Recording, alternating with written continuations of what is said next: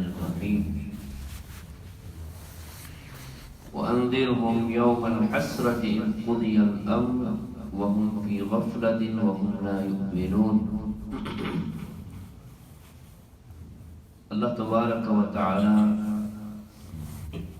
سورہ مریم کی اس آیت مبارکہ میں نبی کریم صلی اللہ علیہ وسلم کو ایک بڑا خاص حکم دے رہے ہیں، اور وہ حکم ہمارے لیے ہے، ہمارے حق میں وہ حکم ہے۔ اللہ فرماتے ہیں وَأَنذِرْهُمْ يَوْمَ الْحَسْرَةِ، ان لوگوں کو آپ ڈرائیے حسرت والے دن سے، ندامت والے دن سے۔ اس دن کیا ہوگا؟ اذ قضی الامر، جب معاملے کا فیصلہ کر لیا جائے گا۔ وہم فی غفلۃ وہم لا یؤمنون، دنیا میں رہتے ہوئے یہ غفلت میں پڑے ہوئے ہیں اور یہ ماننے والے نہیں ہیں اس بات۔ اب اس دن فیصلہ کس طرح ہوگا، معاملہ کس طرح نبھایا جائے گا، 29ویں پارے سورہ حاقہ کی آیات میں اللہ تعالیٰ نے اس کی وضاحت فرمائی، جو سورت میں نے پہلی رکعت میں پڑھی۔ اللہ تعالیٰ فرماتے ہیں فَأَمَّا مَنْ أُوتِيَ كِتَابَهُ بِيَمِينِهِ، اس دن لوگوں کے دو گروہ بن جائیں گے، ایک دائیں ہاتھ والے، ایک بائیں ہاتھ والے۔ دائیں ہاتھ والوں کو ان کا نامہ اعمال ان کے دائیں ہاتھ میں ملے گا، کیونکہ ان کی نیکیاں زیادہ ہوں گی، ان کے اچھے کام زیادہ ہوں گے۔ اما من اوتی کتابہ بیمینہ فیقول ہاؤم اقرؤوا کتابیہ، جب اس کی نیکیوں کا نامہ اعمال اس کے دائیں ہاتھ میں ملے گا تو وہ پھر خوش ہوگا، لوگوں کے سامنے رکھے گا کہ یہ دیکھو میری نیکیاں میرے سامنے آ گئی ہیں، تم بھی پڑھ لو۔ انی ظننت انی ملاق حسابیہ، وہ کہے گا کہ مجھے یقین تھا کہ میرا نامہ اعمال مجھے ملے گا، میں رب کی ملاقات پر بھی یقین رکھتا تھا۔ تو پھر اللہ تعالیٰ نے اس کے انعام کا آگے ذکر کیا، فرمایا فَهُوَ فِي عِيشَةٍ رَاضِيَةٍ فِي جَنَّةٍ عَالِيَةٍ قُطُوفُهَا دَانِيَةٌ، وہ اللہ کی رضامندی میں ہوگا، خوشی میں ہوگا، اعلیٰ جنتوں میں ہوگا۔ اس کے برعکس دوسرا گروہ کون سا ہے؟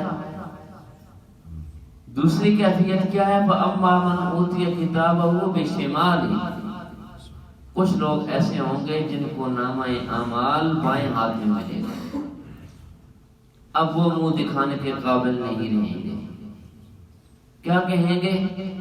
یا لیتنی لم اوت کتابیہ، کاش کہ مجھے یہ کتاب نہ ملتی، میری یہ کارکردگی مجھے نہ سنائی جاتی۔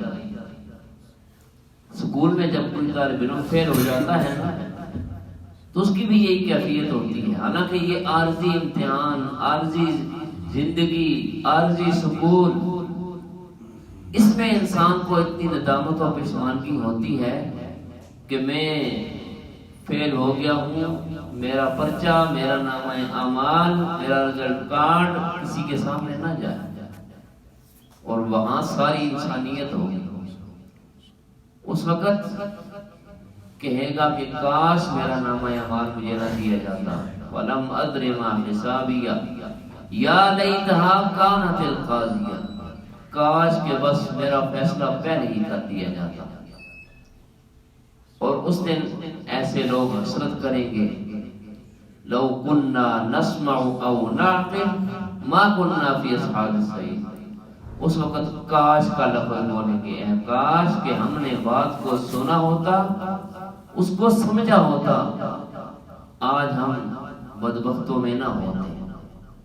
تو اس لیے میرے محترم بھائیوں، بزرگوں، نوجوان ساتھیوں، ہمیں ہر وقت غور کرنا چاہیے کہ ہماری نیکیاں زیادہ ہو رہی ہیں یا گناہ زیادہ ہو رہے ہیں۔